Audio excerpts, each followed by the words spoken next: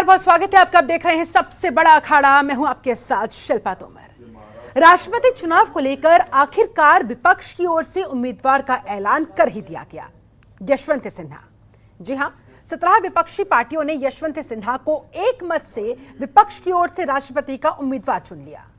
आज ही यशवंत सिन्हा ने टीएमसी से इस्तीफा दिया, जिसके बाद उन्हें सर्वसम्मति से राष्ट्रपति चुनाव के लिए उम्मीदवार चुन लिया गया। बता दें कि यशवंत सिन्हा 2 बार केंद्रीय वित्त मंत्री रह चुके हैं। पहली बार वो साल 1990 में चंद्रशेखर की सरकार में और फिर अटल बिहारी वाजपेयी सरकार में भी वित्त मंत्री के पद पर रह चुके हैं, सेवाएं दे चुके हैं। यही कारण है कि विपक्षी पार्टियों को एकमत होने में ज्यादा वक्त लगा नहीं। हालांकि सत्ता पक्ष बीजेपी की बात करें तो बीजेपी की ओर से उम्मीदवार के नाम पर मंथन अभी भी चल रहा है, बैठक अभी भी जारी है। बीजेपी की ओर से उम्मीदवार कौन होगा, इसे लेकर तमाम कयास तो कई तरह के लगाए जा रहे हैं, लेकिन अब तक किसी नाम पर स्पष्ट तस्वीर हो नहीं पाई। राष्ट्रपति उम्मीदवार के लिए जो नाम सबसे आगे चल रहे हैं, उनमें उपराष्ट्रपति वेंकैया नायडू का नाम भी शामिल। कयास ये भी लगाए गए कि बीजेपी दलित उम्मीदवार पर भी दांव खेल सकती है। देश में अब तक आदिवासी समुदाय का कोई व्यक्ति राष्ट्रपति नहीं बन पाया। महिला, दलित, मुस्लिम और दक्षिण भारत से आने वाले लोग राष्ट्रपति बन चुके हैं, लेकिन आदिवासी समुदाय से कोई नहीं आया, ये वंचित ही रहा। ऐसे में ये मांग उठती रही कि दलित समाज से भी किसी व्यक्ति को देश के सर्वोच्च पद पर बैठाया जाना चाहिए। इसके अलावा महिलाओं में आनंदीबेन पटेल, पूर्व राज्यपाल द्रौपदी मुर्मू, छत्तीसगढ़ की राज्यपाल अनुसुईया उइके भी शामिल बताई जा रही है इस रेस में, जिनका नाम आगे चल रहा है। हालांकि बीजेपी की तरफ से किसका नाम फाइनल होता है, यह भी जल्द ही साफ हो जाएगा। आज चर्चा इसी पर, राष्ट्रपति पद को लेकर छिड़ी इस जंग पर। We have decided to field a common candidate who can truly serve as the custodian of the Constitution and stop the Modi government from doing further damage to Indian democracy and India's social fabric. We have unanimously, I stress the word unanimously, chosen Shri Yashwant Sinha as the common candidate of the opposition parties for the presidential election. जो सहमति जो आई इस पे नाम पे, हम चाहते थे विपक्ष का एकता हो और उनके अंदर जो क्षमता है, क्योंकि पहले भी केंद्र में उनके अंदर भी एक क्षमता है कि संविधान के संरक्षक है राष्ट्रपति, और वो संरक्षण जो है वो करने की क्षमता है। सभी हमारे जो वरिष्ठ नेता है, सब लोग जिसको बात करना वो लोग बात करें। टीएमसी कैंडिडेट बोलते कोई उनको कैंडिडेट नहीं बना है। उन रिसिग्नेशन देने के बाद जब इंडिपेंडेंट बने, तभी हमारी पार्टी उनको सपोर्ट करने के लिए तैयार है। और कांग्रेस पार्टी अपना कोई कैंडिडेट ठहरा करने के लिए कोशिश भी नहीं की, और उस तरफ हमने इस वक्त ध्यान नहीं दिया। तो राष्ट्रपति की इस जंग पर बहुत सारे सवाल भी खड़े होते हुए, मसलन बीजेपी की ओर से कौन होगा राष्ट्रपति उम्मीदवार, बड़ा सवाल, क्योंकि बीजेपी ने अब तक अपने पत्ते नहीं खोले हैं। ऐसे में फिलहाल बैठक ये चल रही है। उम्मीद है कि बैठक के बाद संभवतः कोई नाम सामने आ जाएगा। बड़ा सवाल ये है कि वेंकैया नायडू या फिर आदिवासी चेहरे पर क्या दांव चलेगी बीजेपी? क्या यशवंत सिन्हा की होगी नैया पार? यशवंत सिन्हा जो विपक्ष की तरफ से चूज किए गए हैं, यशवंत सिन्हा को क्या जीत दिला पाएगा विपक्ष? जीत के लिए पर्याप्त नंबर कहां से लाएगा विपक्ष? आज इन्हीं तमाम सवालों के इर्द गिर्द हम करने वाले हैं चर्चा। हमारे साथ इस समय एक खास पैनल जुड़ चुका है। पैनल का जल्दी से आपसे तारुफ करवा देती हूं। हमारे साथ बीजेपी प्रवक्ता आलोक वत्स जी जुड़ चुके हैं। बहुत स्वागत है आलोक जी आपका। कांग्रेस प्रवक्ता कृष्णकांत पांडे जी हमारे साथ मौजूद है। बहुत स्वागत है आपका। सपा प्रवक्ता भुवन जोशी जी हमारे साथ उपस्थित है। बहुत बहुत स्वागत है जोशी साहब। टीएमसी प्रवक्ता संजय सिंह जी हमारे साथ मौजूद हैं। बहुत स्वागत है संजय जी आपका। और वरिष्ठ पत्रकार डॉक्टर सुनील कौशिक भी हमारे साथ मौजूद है। आपका भी बहुत बहुत स्वागत। सबसे पहले कौशिक साहब, ये जो जंग छिड़ी हुई है राष्ट्रपति चुनाव को लेकर, ये जो पूरी जद्दोजहद चल रही है, शहमात का खेल चल रहा है, इसके पीछे के गणित को हम समझना चाहेंगे और चाहेंगे कि आसान शब्दों में आप जरा दर्शकों को समझाएं।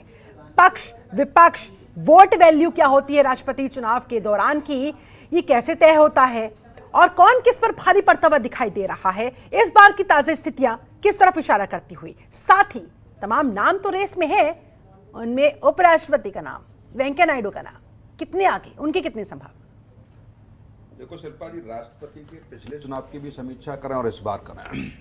पहली बार रहा पिछली बार राष्ट्रपति चुनाव में कि दलित कार्ड खेला गया, और दलित कार्ड के नाम पर किस तरीके का माहौल इस देश में बनाया गया हम सब जानते हैं अच्छे से। इस बार क्या होगा अभी पत्ते खोले नहीं है। यशवंत सिन्हा का नाम विपक्ष की तरफ से आया है। हाँ। मैं कह सकता हूं कि बीजेपी की तरफ से कोई ऐसा उम्मीदवार आता है जिस तरीके से पिछली बार का माहौल बना, तो विपक्ष अपना प्रत्याशी बदल सकता है। अभी यशवंत सिन्हा के नाम पर मोहर लगी है, लेकिन अब सत्ता पक्ष का ऊपर डिपेंड है कि वो कौन सा कार्ड खेलेंगे। जिस तरीके से आज उपराष्ट्रपति वजह से मुलाकात का जो माहौल है, और जहां मेरे भी सूत्र कहते हैं शिल्पा जी कि उन्हीं को बीजेपी बढ़ा सकती है, वेंकैया नायडू को, क्योंकि बहुत दिनों बाद ऐसा हो रहा है कि उपराष्ट्रपति को राष्ट्रपति नहीं बनाया गया है, बहुत बरसें हो गई। तो ऐसा भी एक माहौल है। दूसरा, जाना माना चेहरा है, बीजेपी के गद्दावर नेता रहे हैं, और राष्ट्रपति जो होता है वो सब जिसका केंद्र में सरकार होती है वो सब समझती है कि राष्ट्रपति एक ऐसा पद है कि जहां सरकार से टकराव नहीं होना चाहिए। जो सरकार की तरफ से प्रस्ताव जाएं वो आराम से स्वीकृति उनको मिल जाए, ऐसा राष्ट्रपति हर पार्टी चाहती है। हाँ। क्योंकि हमारे यहाँ का राष्ट्रपति रबर स्टाम्प होता है, बिल्कुल खुले खुले शब्दों में कह दें तो यदि ऐसा माहौल बनता है तो मुझे लगता है कि वेंकैया नायडू से अच्छा चेहरा बीजेपी के पास कोई नहीं होगा। लेकिन यदि कोई ऐसा, जिस तरीके से पिछली बार हुआ शिल्पा, यदि ऐसा होता है तो कुछ और भी बदलाव आ सकते हैं। जो आपने कहा बैटेज की बात की, किस तरीके से राष्ट्रपति के चुनाव में ये नहीं होता हमारे यहाँ कि हम जो अधिक वोट ले आएगा वो राष्ट्रपति हो जाएगा। 50% से ऊपर वोट होना चाहिए, बैटेज होना चाहिए, तो वो राष्ट्रपति होगा। ठीक है। वैसे अधिकतर चुनावों में ये होता है कि जो ज्यादा वोट ले आया वो चुनाव जीत जाएंगे। हाँ। दूसरी बात आप देखेंगे लगभग 10,80,131 के आसपास बैटेज है, जिसमें 5,40,000 के आसपास बैटेज चाहिए। जो अभी सत्ता पक्ष को लगभग 95,000 वोट की बैटेज की आवश्यकता है। तो बहुत सारे लोग ये लगा रहे हैं कि जो महाराष्ट्र में हुआ, महाराष्ट्र में कहीं ऐसा तो नहीं है कि जो वेटेज कम पड़ रहा है वो यहाँ से लिया जाएगा, पूरा कहीं करने की ऐसा मैनेज कर कोशिश हो। लिया जाएगा। मुझे नहीं लगता कि सत्ता पक्ष पे 9,500 वोट के लिए कोई बहुत ज़्यादा स्थिति नहीं होती है, क्योंकि बहुत सारे ऐसे दल होते हैं जहाँ सत्ता पक्ष के संपर्क में होते हैं। जैसे हम बात करें अदर की, जैसे आप एनडीए और यूपीए को छोड़ दिया जाए, जो एनडीए और यूपीए की बात करेंगे तो एमएलए का 2,17,000 के आसपास है और यूपीए का 1,47,000 है। लेकिन इसके अलावा अदर में हम लेंगे तो 1,78,000 वेटेज है, जिसमें TMC, BJD, SP, left, YS, RCP, ये छोटे छोटे दल हैं जिनका कुल मिलाकर के 1,78,000 के आसपास होता है। तो उसमें से मुझे लगता है 95,000 के आसपास वेटेज लेना कोई मायने नहीं रखता, क्योंकि सत्ता पक्ष का ही राष्ट्रपति होता है। हाँ। तो अब ये देखिए कि पिछले एक हफ्ते से कई ऐसे नाम विपक्ष की तरफ से आए, चाहे फारूक अब्दुल्ला को ले लो, चाहे शरद पवार जी को लेकर ले लो, गोपाल गांधी जी का भी नाम कल आया, उन्होंने बिल्कुल मना कर दिया। तो ये सारी चीजें हैं कि विपक्ष अब ये तय नहीं कर पा रहे हैं कि क्या है। या जो मीटिंग हुई आज, यहाँ यशवंत सिन्हा को लेकर के जो ऐलान किया गया है, ये भी मैं कह सकता हूँ अभी कंफ्यूजन है। दूसरा, ये भी परिवर्तित हो सकता है, बिल्कुल हो चेंज सकता है परिवर्तन। कल कांग्रेस ने सारे राज्यों के अपने एमएलए और एमपी दिल्ली बुलाए हैं। उनसे क्या चर्चा निकल के आ पाती है, क्या इसी को लेकर के है या ईडी का मामला प्रकरण चल रहा है उसको लेकर के है, थोड़ा सा मुझे लगता है कि अंदर झांकने की आवश्यकता पड़ेगी। लेकिन जिस तरीके से इस चुनाव में जहां राहुल गांधी की स्थिति और सोनिया गांधी की स्थिति देख रहे हो, तबीयत खराब है, और जो ममता बनर्जी ने आकर के जो हस्तक्षेप किया, चाहे मीटिंग्स की बात हो, चाहे नामों की लेकर के बात हो, क्या ममता बनर्जी की चली कि नहीं चली, ये सारी चीजें हैं। क्या जो आज निर्णय हुआ है उसमें टीएमसी की क्या भूमिका रही है, क्या टीएमसी उन पर सहमत है कि नहीं है, ये थोड़ा सा धीरे धीरे करके पत्ते खुलते जाएंगे।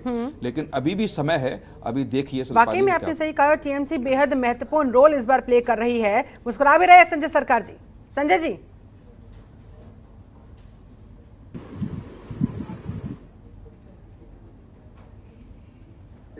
संजय जी, क्या होने वाला है इस बार, क्या खेल खेलने वाली है टीएमसी? देखिए सुनील जी को, देखिए राजनीतिक अनुभव क्या है नहीं हम तो बता नहीं सकते हैं, लेकिन एक चीज आपको हम जरूर बता सकते हैं, बीजेपी के लिए ये मैदान में हमेशा रहता है।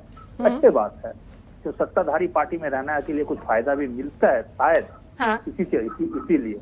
लेकिन एक चीज बताते हैं, जो रोल दीदी निभा रही है हिंदुस्तान में एक नेत्री है जो किसी को डरते नहीं है, चाहे सीबीआई, ईडी, एनआईए हो, चाहे आपके इनकम टैक्स हो, जितना भारतीय जनता पार्टी को जितना ये कैडर का काम कर रहा है। ठीक और है। कुछ एजेंसी है जो है वो भारतीय जनता पार्टी के लिए स्पोक्स पर्सन के काम करता है, मतलब करता है, प्रवक्ता का काम करता है। तो दीदी इसको ऊपर आके अगर सब मतलब जो ऑपोजिशन पार्टी को एक साथ में लेके चलना चाहते हैं, हाँ। और हिंदुस्तान को आज की स्थिति जहां पर है, आप देखिए महंगाई से लेके, बेरोजगारी से लेके, अग्निपथ से लेके, और आप देखिए जहां पर भी देखिए एजिटेशन हो रहे हैं। क्यों? आज 4 साल नौकरी करने के बाद में नौकरी नहीं रहेंगे उनको पास में। हाँ। ठीक है, फिर कहाँ जाएंगे वो? डकैती करेंगे। और आज के तारीख में भारतीय जनता पार्टी जो अग्निपथ में भी जो आदमी घुसा रहा है, वो भारतीय जनता पार्टी वो कैडर घुसा रहा है, कैडर इनपुट कर रहे हैं वहां पर। मतलब फौज में भी उसको नियंत्रण चाहिए, ये चाहिए। और सबसे बड़ा बात है, अगर जसवंत सिन्हा जी जैसे कैंडिडेट अगर राष्ट्रपति होता है तो हिंदुस्तान में पहले बार ऐसा होगा, जो सुनील कौशिक जी बोला कि हिंदुस्तान का राष्ट्रपति, उपराष्ट्रपति, राज्यपाल जो रहता है ओनली फॉर रावर स्टैंप होता है। कहीं कहीं ये कभी कभी राज्यपाल जी होता है, वो कमल पाल का काम करता है, कमल पाल के लिए काम करते हैं। तो ये सब मैटर अगर रहते हैं तो सबसे बड़ा, अगर राष्ट्रपति अगर अपना गरिमा अगर वो कहीं पर अगर वो प्रकाश नहीं कर पाएंगे, सबसे बड़ा मतलब जो लोकतंत्र में हानि है। और राष्ट्रपति रॉबर्ट स्टैम्प बनना नहीं चाहिए। राष्ट्रपति TN सेशन दिखाया था, TN सेशन अपने बारे में दिखाया था इलेक्शन कमिश्नर ऑफ इंडिया क्या होते हैं। मैं सोचता हूँ राष्ट्रपति अगर जसवंत सिन्हा जी बनते हैं, देखिए वो भी एक ब्यूरोक्रेट से आए हैं, आप जानते हैं, हाँ। पढ़े लिखे इंसान है, अनुभव है, 2 बार मंत्री रह चुके, अच्छे हाँ। सरकार में काम कर चुके हैं। ये यस सर यस हाँ, मैडम आपके वाला साथ काम नहीं कर है, चुके हैं, हाँ। यस सर यस मैडम वाला बंदे नहीं है, लेकिन ये अच्छे काम करेंगे, मेरे उम्मीद है। ऐसे कैंडिडेट को सब पार्टी की तरफ से समर्थन करना चाहिए, और एक अच्छा राष्ट्रपति होना चाहिए जो लोकतंत्र के लिए बहुत अच्छे हो सकते हैं। ठीक है। दूसरे नंबर बात है, हाँ। हिंदुस्तान का सिचुएशन क्या है आज के तारीख में? नौजवान अपने नौकरी में मर रहे हैं। नरेंद्र मोदी हिंदू मुसलमान लड़ाई कर रहा है, कोई मर रहा है, उसको ऊपर में रोटी सेक रहा है, पापड़ सेक रहा है, और उसको ऊपर में चुनाव पार होना चाहता है, निकालना चाहता है। इस तरफ से देश चलता है, आप बताइए। इसीलिए अच्छा राष्ट्रपति होना बहुत जरूरी है। आज देश में RSS नियंत्रण करेंगे तो आपको मुद्दे आदमी को ऊपर नहीं पापड़ सेकने पड़ेंगे और रोटी सेकने पड़ेंगे, उसको ऊपर उसको चुनाव। राष्ट्रपति तो अच्छे होते ही हैं, लेकिन कौशिक साहब छोटा सा जल्दी से इस पर आपका कमेंट चाहूंगी। राष्ट्र कह रहे राष्ट्रपति अच्छा होना चाहिए, राष्ट्रपति तो अच्छे होते ही हैं, लेकिन अगर उनकी चले तो राइट। मैंने तो बड़ा खुले शब्दों में कह दिया, मुझे हाँ। नहीं कहना चाहिए था मंच पे, कि हमारे देश के राष्ट्रपति को रबर स्टाम्प राष्ट्रपति माना जाता है। बहुत सारी चीज़ें राष्ट्रपति के हाथों में नहीं देखी हैं, और बहुत सारे प्रकरण इतिहास में हैं कि राष्ट्रपति चाहते हुए भी कुछ नहीं कर पाए। मतलब राष्ट्रपति को चाहते भी थे, एक्शन भी लेना चाहते थे, पर केंद्र के हस्तक्षेप के बावजूद वो कुछ भी कार्रवाई नहीं कर पाए। और बहुत सारे राष्ट्रपति ऐसे भी जिनको असहाय देखा हम लोगों ने, तो ये नहीं कह सकते, लेकिन एक संवैधानिक व्यवस्था है। बिल्कुल ठीक है, और उसी पद के लिए पूरी जद्दोजहद हो रही है। कृष्णकांत पांडे जी हमारे साथ जुड़े हुए हैं, कांग्रेस प्रवक्ता है। पांडे जी, आप क्या मानते हैं? कौशिक साहब ने तो ये तक कह दिया कि भाई ठीक है, विपक्ष की तरफ से यशवंत सिन्हा के नाम पर मोहर तो लगा दी गई, लेकिन ये भी अभी फिक्स नहीं है, ये भी अभी पक्का नहीं है। क्या उसमें भी चेंजेस आ सकते हैं? कांग्रेस के बीच जो हलचलें मची हुई है, क्या इस तरफ इशारा कर रही है सर?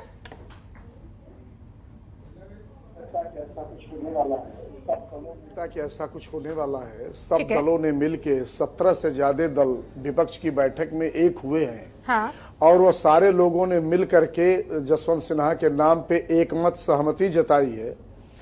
और चूंकि जसवंत सिन्हा उस पद के लिए डिजर्व करते हैं, एक पढ़े लिखे और बड़े विद्वान व्यक्ति हैं। अब उम्मीदवार बदल जाएगा नहीं बदल जाएगा, मैं तो ऐसा नहीं मानता। अब सवाल इस बात का है कि जहां तक वोट का सवाल है, चूंकि 10 लाख से ऊपर, 10,80,000 से ऊपर जो वोट की कास्टिंग है वो तो अलग है, लेकिन आपके दर्शक जो देख रहे होंगे उनके समझ में ये बात ज्यादा आएगी कि 4033 विधायक इस देश के और 776 सांसद लोकसभा राज्यसभा मिला के इसमें वोटिंग करते हैं।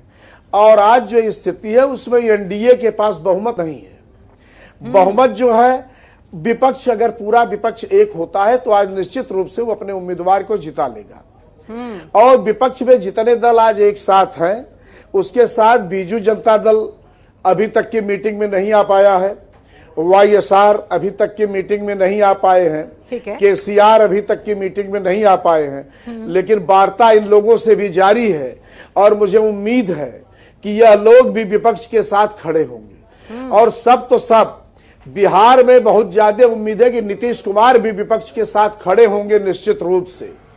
और ऐसी स्थिति में इस बार विपक्ष का उम्मीदवार जीतेगा, क्योंकि ये परिस्थितियां ऐसी पैदा हो रही हैं कि विपक्ष के और एनडीए के बीच में बहुत ज्यादा वोट का गैप है। विपक्ष 53% से ज्यादा की स्थिति में 46-47 के आसपास इनके एनडीए के तमाम दल मिलकर आ पा रहे हैं। तो ऐसी स्थिति में हमारा मानना है कि विपक्ष का उम्मीदवार बड़ी आसानी से जीतेगा। हाँ, निश्चित है कि 2-3 दलों की महत्वपूर्ण भूमिका अभी बाकी है, ठीक है, जिससे विपक्ष के जो जिम्मेदार नेता हैं वो बात कर रहे हैं और वह बात के बाद निश्चित है कि नतीजा सकारात्मक और विपक्ष के पक्ष में आएगा।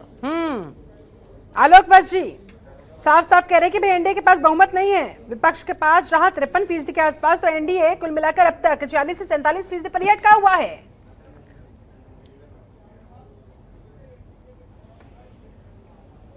राष्ट्रपति पद के लिए हमें कोई परेशानी नहीं है, हमारा उम्मीदवार जीतेगा। इन्होंने 3 विकेट तो इनके कौन डाउन हो उम्मीदवार गए। सर? अभी तक वो भी तो फाइनल नहीं हो पाया। इन्होंने पहले शरद पवार को किया, फिर हाँ। उसके बाद इन्होंने ये फारूक अब्दुल्ला जी को फारूक किया, अब्दुल्ला, उसके बाद गोपाल कृष्ण गांधी को किया। अब ये चौथे नाम पे आके ये सहमति जता रहे हैं। ये भी मैं आपको दावे के साथ कह सकता हूँ, जैसा कौशिक जी ने कहा है, आने वाले 2-3 दिन के अंदर, 4 दिन के अंदर देखिएगा इस नाम पर भी असहमति हो जाएगी। लेकिन सर यशवंत सिन्हा ने तो बकायदा ट्वीट करते हुए लिखा है कि भाई अब एक नए और बड़े उद्देश्य के लिए मैं खुद को तैयार कर रहा हूँ। इशारा समझ ही गए होंगे आप। वो इशारा मैं समझ रहा हूँ, लेकिन आप उसके लिए निश्चिंत रहिए, हमें जितने वोट की शॉर्टेज है वो बहुत आसानी से हम पूरा कर लेंगे। लेकिन कह रहे हैं कि भाई बीजेडी, वाईएसआर, केसीआर और संभावना ये भी कि नीतीश कुमार भी अगर विपक्ष को समर्थन कर देता है, जैसा कि अभी अभी कृष्णकांत जी ने कहा, तो फिर आप लोगों के लिए मुश्किलें हो जाएंगी। और वो लोग संपर्क में है ऑलरेडी विपक्ष के बड़े नेताओं के साथ। नहीं, क्यास लगाने में क्या हर्ज है, लेकिन नीतीश कुमार भी एनडीए के साथ मिलकर सरकार चला रहे हैं और उनको एनडीए के साथ ही रहना है, इसमें कहीं कोई संशय नहीं है। लोग को ख्याली पुलाव पकाने की आदत है, खुद में तो दम है नहीं, दूसरे के भरोसे बेटरनी पार करना चाहते हैं। इस स्थिति में वो कभी नीतीश कुमार, कभी इनसे पूछिए अकेले दम पे राष्ट्रपति का चुनाव लड़ लेंगे? इनसे पूछ लीजिए कि अकेले दम पे चुनाव लड़ लेंगे? है इनकी हिम्मत और हैसियत? अकेले एनडीए के जितने दल हैं, दलों को छोड़ के इनकी है हिम्मत कि अकेले लड़ लेंगे चुनाव? एक लड़ लेंगे चुनाव अकेले? ये जरा बता दे, ये किसी की हिम्मत और ख्याली पुलाव नहीं, बोल रहे हैं, सुन तो लेते हैं, ये अपनी बात करें। ठीक है, आप विपक्ष की छोड़ दीजिए आलोक जी, आप अपनी बात कीजिए। आप में कितना दम है और आप राष्ट्रपति पद के उम्मीदवार के तौर पर किस नाम पर चर्चा कर रहे हैं, वो भी जरा स्पष्ट कर दें। हमारे अंदर इतना दम है कि हम अपना राष्ट्रपति बनाते आए हैं, हम फिर से बना लेंगे, कहीं कोई संशय नहीं है। अकेले दम पे कर लेंगे क्या? कितनी बार बनाए? तभी भी तो आपको अन्य पार्टियों की आवश्यकता पड़ेगी ना। अकेले दम पे कर लेंगे, वो यही तो कह रहे हैं। अकेले दम के करने की स्थिति में अभी नहीं है। हाँ। लेकिन हम फिर भी हम ठीक है। अपना अच्छा ठीक है, नाम तो बताइए जरा, किस नाम पर मंथन हो रहा है? कौन सा नाम सबसे आगे? नाम 4-5 नाम चल रहे हैं, उसमें किसी एक नाम पर सहमति शीघ्र हो जाएगी और आपको पता लग जाएगा। वेंकैया नायडू के नाम पर मोहर लगना, इसकी कितनी संभावना सर? अभी किसी के नाम के ऊपर मोहर लगाना नादानी होगी। ठीक है, अभी ठीक है, आप कह रहे हैं कि 4-5 नामों पर अभी मंथन चल रहा है और जल्दी ही बीजेपी के उम्मीदवार के तौर पर जो भी नाम सामने आएगा, जो भी चेहरा फाइनल किया जाएगा, वो जल्दी स्पष्ट हो जाएगा। ठीक है, जो भी नाम पर फैसला होगा वो राष्ट्रपति बनेगा। अच्छा, ये भी गारंटी दे दी, इतना कॉन्फिडेंस दिखा दिया कौशिक साहब। नहीं, कॉन्फिडेंस नहीं, सत्ता पक्ष है और आप लेकिन समझिए कि वोट जो फीसदी भी तो देखिए ना, नहीं वोट नहीं तो जैसे जो कमी है उनके पास, अगर वो पूरी हो जाती तभी तो ये संभावना है। पिछली बार के इलेक्शन में आप देख लीजिए ना, पिछले इलेक्शन में तो और ज्यादा कमी थी। तब भी एनडीए प्रत्याशी निकाल ले गए। दूसरी बात, जो महाराष्ट्र में चल रहा है, महाराष्ट्र में क्या गणित बैठेगा, ये राष्ट्रपति चुनाव से पहले तय हो जाएगा। तो मुझे लगता है कि तो वो जो बार बार मीडिया में आ रहा खेला हो गया, या तो वहां कुछ ऐसा होता है तो किसी की जरूरत ही नहीं पड़ेगी, फिर किसी से बात करने की जरूरत नहीं पड़ेगी। राजनाथ सिंह और पीयूष गोयल जैसे लोग जो पिछले एक हफ्ते से कवायद कर रहे हैं, और आप इसमें देखिए शिल्पा कि बहुत ज्यादा जरूरत नहीं है। यदि आप बात करेंगे यूपी और एनडीए को छोड़ दिया जाए तो लगभग 2,92,000 के आसपास बेटे अन्य अदर में है, जो न यूपीए में आते हैं न एनडीए में आते हैं। तो यदि ऐसी व्यवस्था उनको दिख रही है, कांग्रेस को दिखती है, तो सबसे पहले अदर को यूपीए में सम्मिलित कर लें। बिल्कुल, उन तो पर ये सारी चीजें हैं, गणित हैं, लेकिन मैं इसको बहुत ज्यादा टफ नहीं मानता। इजिली राष्ट्रपति सरकार किया जा सकता है। चलिए ठीक है, भुवन जोशी जी हमारे साथ जुड़े हुए सपा प्रवक्ता है। भुवन जी, विपक्ष जीत के लिए पर्याप्त नंबर कहां से लाएगा, कैसे होंगी चीजें मैनेज सर? मैं कहना चाहता हूँ, अगर हम इतिहास को पढ़ेंगे और इतिहास को देखेंगे तो हम पाएंगे कि पहले देश में एक दौर ऐसा था कि आपसी सहमति, चर्चा, सौहार्द का एक वातावरण था। लेकिन भारतीय जनता पार्टी की जब से सरकार आई है, मोदी सरकार जब से आई है, तो एक हठधर्मिता की सरकार है, और अपने विरोधियों को ये लोग अपना राजनीतिक विरोधी नहीं, अपने शत्रुओं की तरह ट्रीट करते हैं। तो निश्चित तौर पे वो चर्चा, परिचर्चा, और इनकी सरकार, हमें कहते हैं मोदी सरकार से पहले भी भारतीय जनता पार्टी की सरकार रही है, अटल जी की सरकार रही है, अन्य कांग्रेस की सरकार रही है, और विपक्ष की सरकार रही है। लेकिन एक चर्चा, परिचर्चा एक आम विषय होता था जिससे मंथन होता था। आज देश का माहौल क्या है?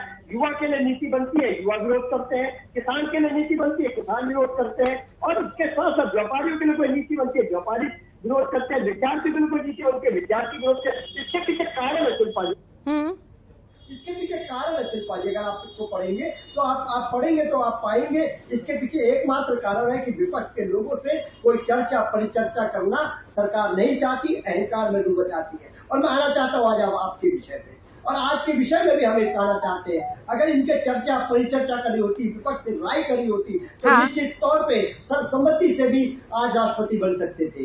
लेकिन सरकार आज हठधर्मिता पे है और अपने विरोधियों को निपटाने में लगी हुई है। तो निश्चित तौर पर मैं कहना चाहता हूँ, जैसा कि आज का जो विषय है, माननीय यशवंत सिन्हा के रूप में राष्ट्रपति का विपक्ष ने उम्मीदवार दिया है, और एक योग्य व्यक्ति है, और कहना चाहता हूँ ऐसे एकमात्र व्यक्ति है जिन्हें शासन का भी अनुभव है और प्रशासन का भी अनुभव है। ठीक है, आपके मुताबिक तौर पे बड़ी पर्सनैलिटी के रूप में उभरे। ठीक है, आज चुनाव की आवश्यकता ही नहीं पड़ती, सर्वसम्मति के साथ किसी नाम पर सहमति बन सकती थी अगर सरकार चाहती। संजय जी, आप इससे कितना सहमत? सब सम्मति से अगर ऑपोजिशन के पार्टी की अगर समझ लेते थे, ठीक है, सही में चुनाव की जरूरत नहीं पड़ता। और दूसरा 2 सेकंड में हम एक बात खत्म कर देता है। सुनील कौशिक जी, महाराष्ट्र ऐसे एक जगह है, वीटी से लेके कोल्हापुर, और फिर वीटी से लेके नागपुर, और फिर चर्चगेट से लेके दानू रोड, ये महाराष्ट्र का सीमाना होता है। आपको जानकारी नहीं है, महाराष्ट्र में इतना आसान नहीं है जो वहां सरकार बना लेंगे भारतीय जनता पार्टी। मैं आपको जितना है, हम आपको मतलब जो है नेटवर्क बता दिए हैं, और शिवसेना क्या है आपको आज भी जानकारी नहीं है। जो जानकारी लेने के लिए उसको मुंबई में हर गली गली में, और नहीं तो चर्चगेट से लेके दानू तक, और भीटी से लेके नागपुर तक, भीटी से लेके बेलगांव, कोल्हापुर तक अगर जाएंगे तब जानकारी होगा। इतना आसान नहीं है। जब सोच लीजिए भारतीय जनता पार्टी वहां सरकार बना रहे, चाहे राजनाथ सिंह हो, पीयूष गोयल सोच रही है तो अपने ख्याली पुलाव पकाने बंद करे। ठीक है सर, आप सभी खास मेहमान मेरे साथ बने रहे। फिलहाल मुझे यहाँ पर रुकना होगा एक बहुत छोटे से ब्रेक के लिए। ब्रेक के बाद लौटेंगे, चर्चा को आगे बढ़ाएंगे, और बीजेपी से यही जानने की मैं कोशिश करूंगी कि क्या वाकई में ऐसा है जो आरोप बार बार बीजेपी पर लगते आए हैं कि दरअसल वो विपक्ष को कंसिडर ही नहीं करती है चर्चा करने के लिए, या फिर सुझाव कुछ बात करने के लिए तैयार ही नहीं होती। क्योंकि अगर ऐसा होता तो शायद आज पक्ष विपक्ष की लड़ाई राष्ट्रपति चुनाव के दौरान देखने को नहीं मिलती, और सर्वसम्मति के साथ, सबकी सहमति के साथ पक्ष विपक्ष का एक चेहरा चुना जाता, उस पर मोहर लग जाती और वो राष्ट्रपति बन जाता। ऐसा क्यों नहीं हो पा रहा? क्या वाकई में बीजेपी अहंकार में है, विपक्षियों को कहीं कुछ नहीं ठहरा रही है? एक बार फिर से पैनल का रुख करते हुए आलोक वश जी, सीधा आपके पास आऊंगी।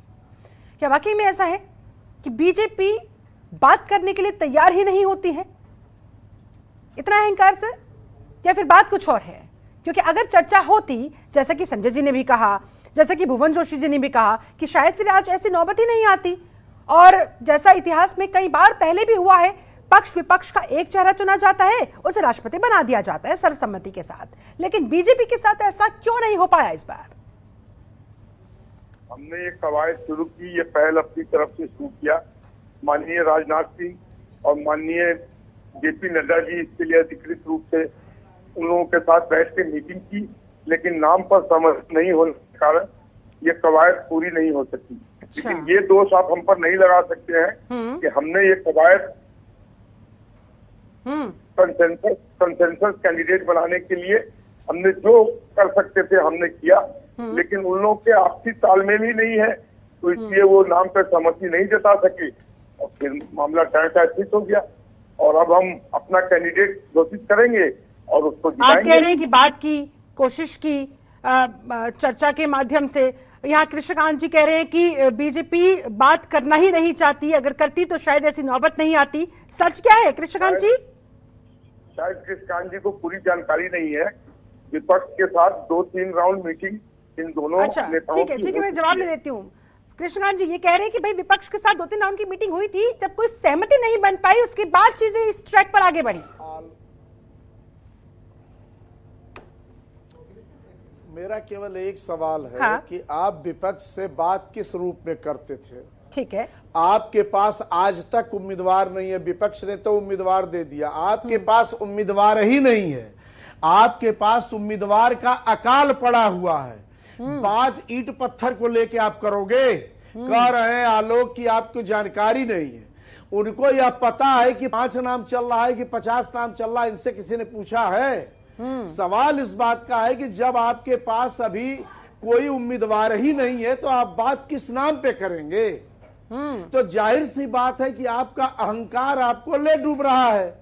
और दूसरी बात यह है कि जो देश की स्थितियां हैं, इस बात को सारे विपक्षी दल, चाहे वह बीजू जनता दल हो, केसीआर हो, वाईएसआर हो, आंध्रा तेलंगाना कहीं के भी हो, आज स्थिति यह है कि पूरे देश में संवैधानिक संकट का दौर चल रहा है। और इस संवैधानिक संकट से निपटने के लिए हर दल राष्ट्रपति चुनाव के मुद्दे पर एक विपक्ष के साथ एक छतरी के नीचे खड़ा होगा। उसका कारण है, सुन लीजिए शिल्पा जी, कि आज स्थिति यह है कि राष्ट्रपति जो है वह संविधान का हमारा संरक्षक होता है। तो एक राष्ट्रपति का निष्पक्ष होना महत्वपूर्ण चुनाव है उत्तर प्रदेश में। हाँ। और इस समय देश में 2 छतरी है, 2 छतरी है। एक छतरी है विपक्ष की, जो भी राष्ट्रहित की बात करेगा, जो भी देश के विकास की बात करेगा, वह विपक्ष की छतरी के नीचे खड़ा होगा। और जो देश बेचने की बात करेगा, जो देश बेच के 8,500 करोड़ की जहाज से चलने की बात करेगा, जो देश के सारे संस्थाओं को निजीकरण करके समाप्त करने की बात करेगा, जो सेना का भी राजनीतिकरण करने का कुप्रयास कर रहा होगा, एक छतरी हुआ उसके नीचे वह लोग खड़े होंगे। मेरा आज आपके चैनल पे दावा है कि एनडीए के दल भी विपक्ष के साथ खड़े होने जा रहे हैं, क्योंकि वह छतरी उन्हें पसंद नहीं आ रही है। वह सरकार के समर्थन में जरूर है। राष्ट्रपति चुनाव में चूंकि संवैधानिक रक्षा के लिए, संविधान की रक्षा के लिए एक महत्वपूर्ण संरक्षक की आवश्यकता है, उस वह महत्वपूर्ण संरक्षक यानी महामहिम राष्ट्रपति के लिए एनडीए के दल विपक्ष के साथ खड़े होने जा रहे हैं। क्या ऐसा होने जा रहा है? यूपीए के साथ सर, गलती से बोल गए क्या सर? एनडीए यूपीए कंफ्यूज हो गए सर? क्या कर रहे हैं? ठीक है मैं बात समझ गई। वैसे आप कह रहे हैं कि जिन्हें भी देश की चिंता है वो विपक्ष की छतरी के नीचे, यानी कि यूपीए के साथ, एनडीए की छतरी के नीचे आएंगे, ये कहा है कृष्णकांत जी ने। बस हमारे जिस छतरी के नीचे हमारे यूपीए प्लस जो आदर्श दल है, अच्छा, जो विपक्ष के सारे दल है, उनकी बात कर रहा हूं, उस छतरी के नीचे खड़े। ठीक है, वो स्लिप ऑफ टंग की वजह से हो गया होगा। चलिए ठीक है संजय सरकार जी, वाकई में इस तरह की संभावना बनती हुई, साथ ही राष्ट्रपति के निष्पक्ष होने की बात तो कही जा रही है, लेकिन सर इसे विडंबना ही कहा जाएगा कि अमूमन ऐसा होता नहीं है। जो भी दल सत्ता में बैठा होता है, यानी कि पक्ष जो भी सरकार होती है, कहीं ना कहीं उसकी कठपुतली बनकर रह जाता है, जिस बात का जिक्र कौशिक साहब ने भी किया। आप सहमत है इससे?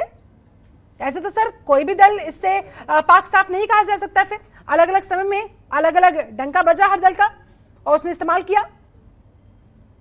राष्ट्रपति बने हैं हाँ। तमाम राष्ट्रपति जो बने हैं, मैं देखिए एक बहुत बड़ा संविधान का बहुत बड़ा पोस्ट है, तो बोलना नहीं चाहिए, गरिमा के बात होता है, वो भी हम बोल रहे हैं कि हकीकत में ये रॉबर्ट स्टैम्प है, इसमें आप डिनाई नहीं कर सकते, हम कभी भी इसको ठीक है, आप स्वीकार नहीं सहमत कर हैं सकते इससे। हैं। हाँ, और दूसरे नंबर बात है, हाँ। एनडीए के बहुत घटक दल है जो इनको छोड़ रहे हैं। जैसे मैं अच्छा। आपको तमिलनाडु में एआईडीएम के इसको खिलाफ वोट देंगे, आप लिख के रख दीजिए, हाँ। ठीक है ना। और आप जो शिवसेना को जो देख रहे हैं वो कुछ नहीं है, थोड़े समय के बाद में देखिएगा सब रिकवर हो गया है। ये अच्छा। भारतीय जनता पार्टी एक पैसा लेकर राजनीतिक कर रहा है, मैं बोला है ना, ये इनको पास देखिए लोकतंत्र में जीत के ऊपर में इसको कोई लोकतंत्र के ऊपर कोई विश्वास है ही नहीं है। लोकतंत्र में जीत के आके हम सरकार बनाएंगे, जनता से सरकार बनाएंगे, इनको कोई नहीं है। ये कहीं तोड़ेंगे, ये करेंगे, इसको तोड़ेंगे, इसको जोड़ेंगे, ऐसे करके सरकार, ये सरकार नहीं चलता है। और रह गया मध्य प्रदेश में भी बहुत क्रॉस वोट होने वाला है, मैं आपको बता रहा हूँ। एक ग्रुप जो है, मैं आपको नाम ही बता देता है, वहाँ का जो होम मिनिस्टर है, उनके एक ग्रुप जो है शिवराज सिंह चौहान के खिलाफ पूरा जा रहा है। मैं आपको हकीकत, पुरुषोत्तम जी जो है पूरा उनको खिलाफ जा रहा है, नरोत्तम ना पुरुषोत्तम जो होम मिनिस्टर है, मैं आपको बता दे रहे हैं।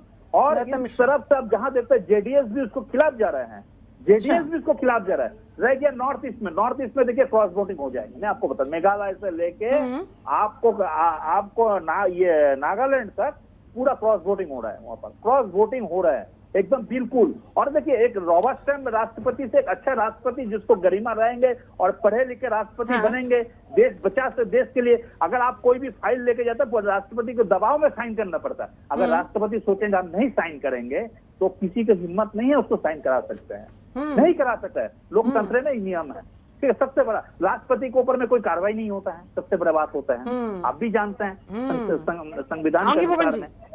हाँ, तो लेकिन इसी चीज में अगर सम्मति से अगर राष्ट्रपति बनता है, इससे ज्यादा खुश के क्या बात हो सकता है। एक अच्छे राष्ट्रपति देश में आए, देश को चलाए। देखिए एक मतलब ये अंडर मैट्रिक एमए पास अगर देश चलाएंगे उसके लिए बहुत दिक्कत हो जाएंगे। हाँ। जिसको मतलब कहते हैं 1978 साल में 1978 में एक आदमी एमए पास करता है, उसको कंप्यूटराइज सर्टिफिकेट। मैं आपको बताता हूं, मैं 88 में एसएससी किया था, उस टाइम में हाथ में लिखा दिया था, उसमें कंप्यूटराइज नहीं आता था। एक प्रधानमंत्री को अगर सर्टिफिकेट में 78 साल में वो एमए पास कर तो उसको कंप्यूटराइज सर्टिफिकेट निकालता है, तो इससे बड़ा गलती और क्या हो सकता है हिंदुस्तान के अंदर। इससे बड़ा सबसे मतलब ये क्या बोले आपको, मैं बोलने में एक प्रधानमंत्री के बारे में बोलने में भी मेरे को शर्म लगता है। अच्छा। तो ऐसे नहीं होना चाहिए। एक फर्जी सर्टिफिकेट आप कंप्यूटराइज बना के दिखा देंगे, 78 में एमए पास किया है, आप मैट्रिक पास कब किया दिखा नहीं पा रहे, तो ये संजय जी सब कुछ डिजिटल हो गया है, तो डिजिटल के माध्यम से अब तो कंप्यूटराइज ही मिलेगी। अब पिछला रिकॉर्ड सरकार ने डिजिटल करा दिया है और आप मेरा सर्टिफिकेट अभी भी डिजिटल नहीं हुआ है। कौन बोला रिकॉर्ड है, क्या होगा सर। चलिए ठीक है, भुवन जी काफी देर से कुछ कहना चाह रहे हैं, हाथ खड़े कर रहे हैं।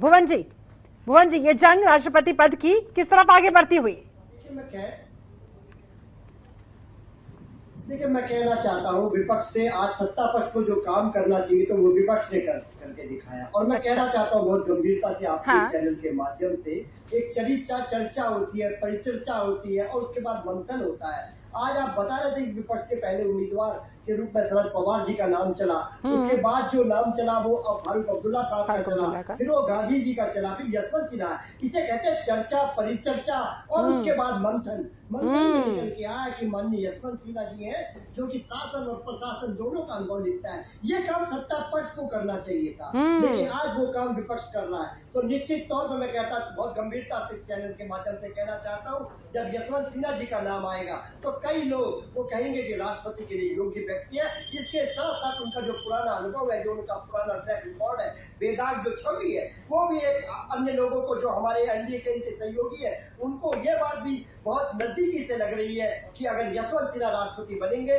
तो कल को हमारे को संरक्षण देने का काम करेंगे, ईमानदारी से काम करेंगे, क्योंकि उनके इतने राजनीतिक कैरियर में या उनके प्रशासनिक कैरियर में कोई भी दाग नहीं है। बिल्कुल, भुवन जी ने जो ये पॉइंट उठाया, कौशिक साहब जायज ही तो कह रहे हैं।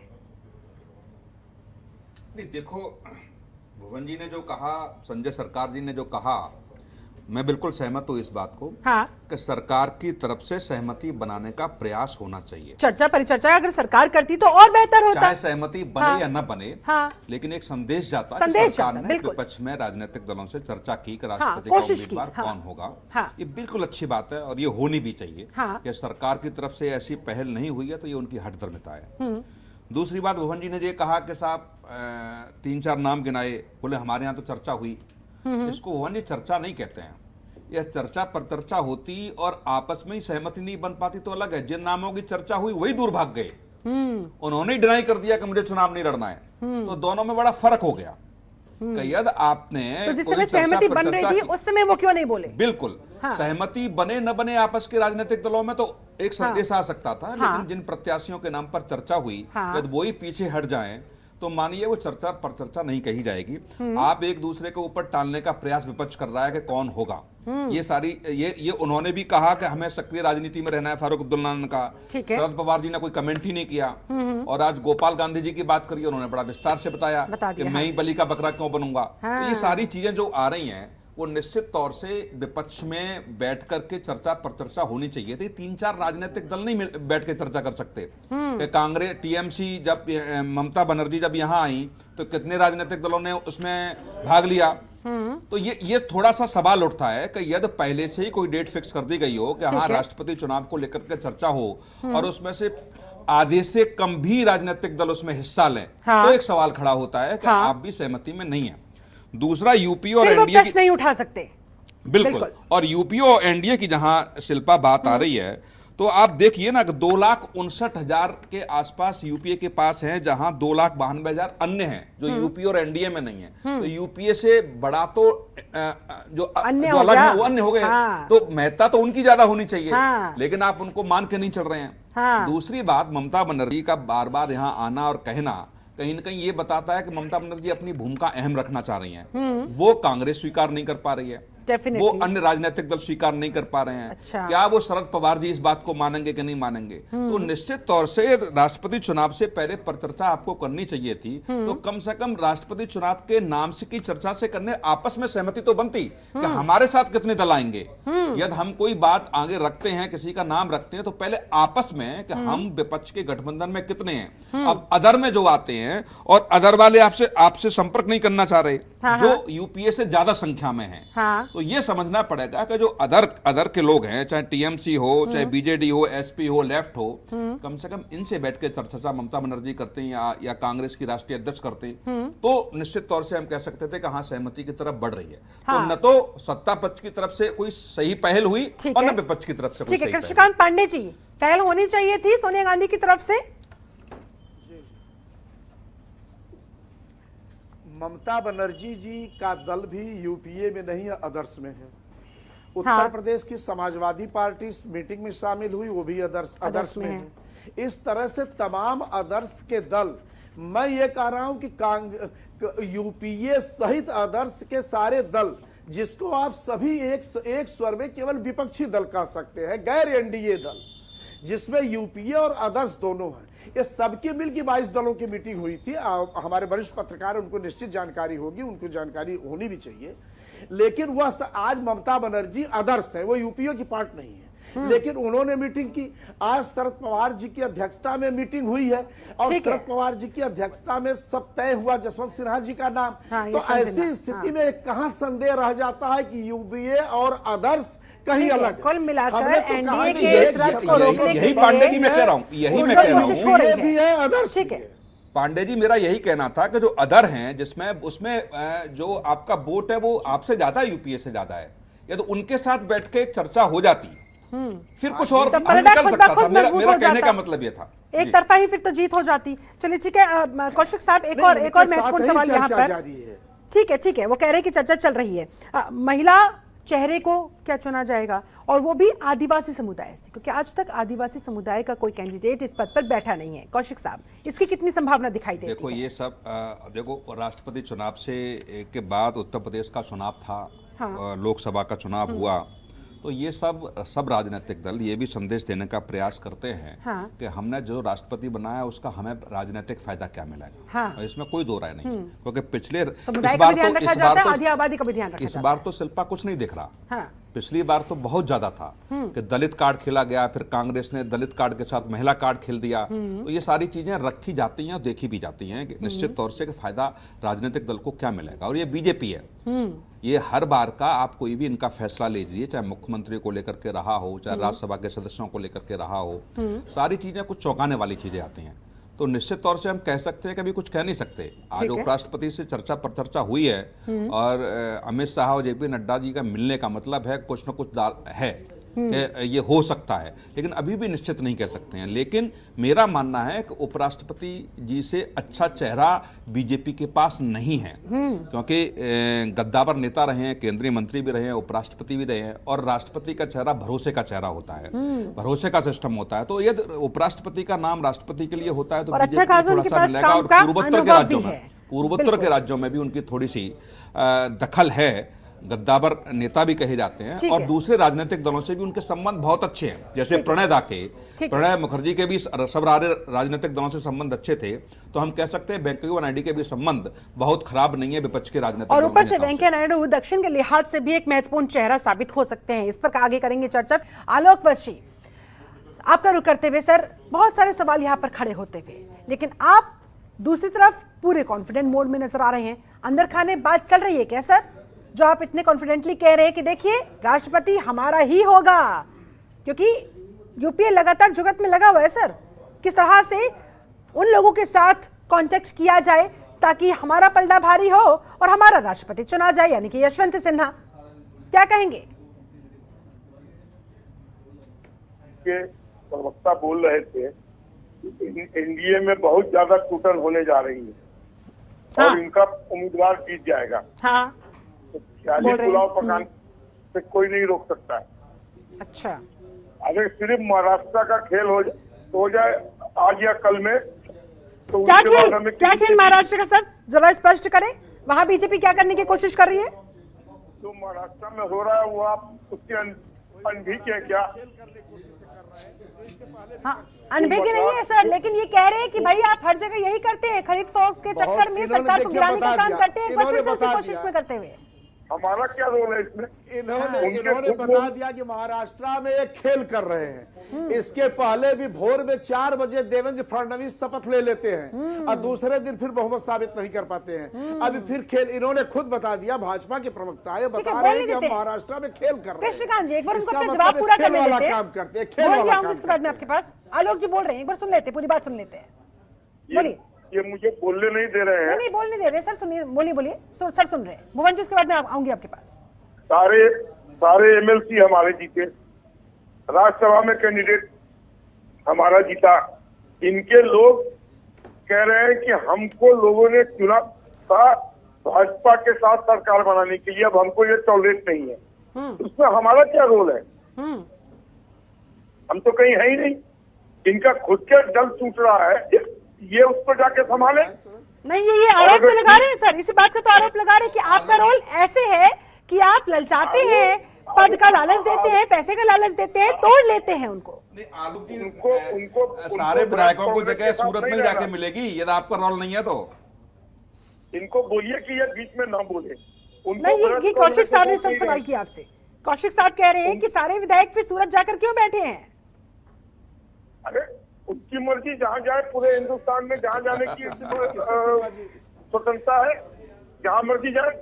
सर, पर्दे के पीछे के खेल को देखिए, आप भी समझ रहे हैं, हम भी समझ रहे हैं। खैर, आने वाला वक्त इसे स्पष्ट कर देगा कि क्या वाकई में राष्ट्रपति चुनाव के साथ महाराष्ट्र के इस पूरे खेला होने का कोई कनेक्शन था कि नहीं था। मैं आपको ठीक है शिल्पा जी इतना ही बता देता हूँ। ठीक है, बताइए। हमारा कैंडिडेट राष्ट्रपति का चुनाव प्रचंड बहुमत से जीतेगा। प्रचंड बहुमत से जीतेगा, ये दावा कर रहे हैं भुवन जोशी जी।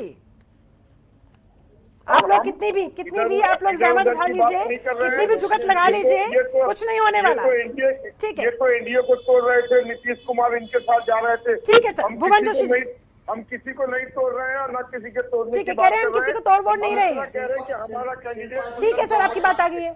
भुवन जी, फाइनल कमेंट भी दीजिएगा साथ में सर। शिल्पा जी आज आपके नेशनल टीवी में भारतीय जनता पार्टी के प्रवक्ता साथी ये कह रहे हैं कि खेल हो रहा है।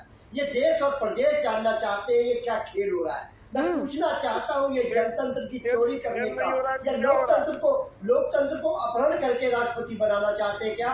देश और प्रदेश पूछना चाहता है नेशनल टीवी में। इन्होंने कहा कि महाराष्ट्र में खेल हो जाने दीजिए।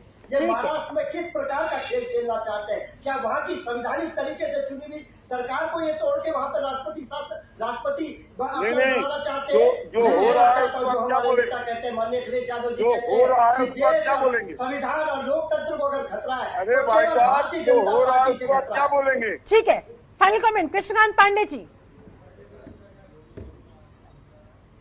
जी जी क्या कहेंगे सर जाते जाते? फाइनल कमेंट, कंक्लूजन आपका। महाराष्ट्र में खेल हो, हाँ महाराष्ट्र में खेल हो जाए। इसके पहले भी ये खेल करने का प्रयास किए, खेल नहीं कर पाए। आज 35 साल की सबसे ऊंचली दर पे देश में महंगाई है, 45 साल की सबसे बड़ी बेरोजगारी इस देश में है।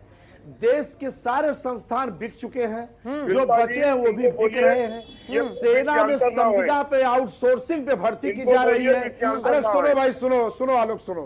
सेना में जिस तरह से सेना की गरिमा को जिस तरह से ताड़ किया जा रहा है, देश के सरहदों की सुरक्षा से खिलवाड़ किया जा रहा है, यह देश के लिए नुकसानदायक है। आज तमाम ऐसे दल जो सरकार में बैठे हुए हैं वो भी राष्ट्रपति चुनाव में देश हित के लिए वो विपक्ष के साथ खड़े होने जा रहे हैं। ठीक है सर, फाइनल कमेंट आपका डॉक्टर सुनील कौशिक। किसका पलड़ा भारी नजर आ रहा है? एनडीए, यूपीए, कौन बनने वाला है राष्ट्रपति? क्या संभावनाएं दिख रही है? हमारा कैंडिडेट प्रचंड बहुमत से जीतेगा। घोषणा होने दीजिए प्रत्याशी कौन आता है, ठीक है, लेकिन निश्चित तौर से कभी कभी ऐसा भी होता है, ये देखने को इस चुनाव में भी मिलेगा, ठीक है, कि कोई भी विपक्ष का बड़ा राजनीतिक दल किसी स्टेट से होता है और उस स्टेट से राष्ट्रपति का प्रत्याशी उतारा जाए, तो वो राजनीतिक दल भी फिर एक दबाव साइकोलॉजिकल होता है कि हमारे प्रदेश का राष्ट्रपति है, तो वो एक दल भी राष्ट्रपति चुनाव में समायोजित हो जाता है। तो अभी समय बताएगा कि पूर्वोत्तर के राज्यों में कोई ऐसा स्टेट से कहीं राष्ट्रपति का चेहरा ना आ जाए जहां वो यूपीए में अदर में किसी राजनीतिक दल की महत्ता हो और वो इस वजह से आ जाए कि वो हमारे स्टेट से राष्ट्रपति का प्रत्याशी है। तो बहुत सारी चीजें हो सकती हैं, शहर के हिसाब से फिर आगे रणनीति भी चेंज हो सकती है। आलोक वाची, जाते जाते फाइनल कमेंट आपका सर।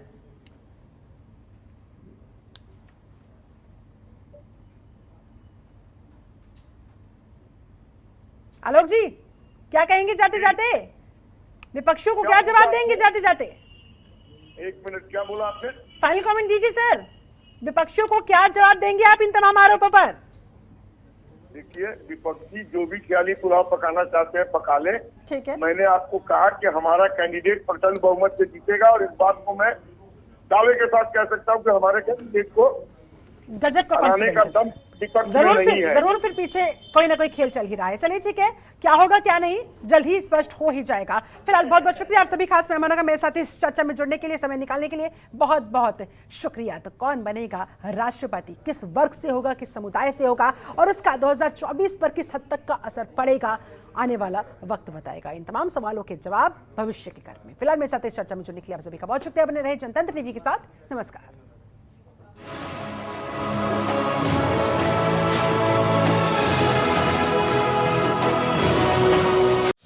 खबरों के निष्पक्ष विश्लेषण के लिए सब्सक्राइब करें Jantantra TV and press the bell icon. Never miss any update.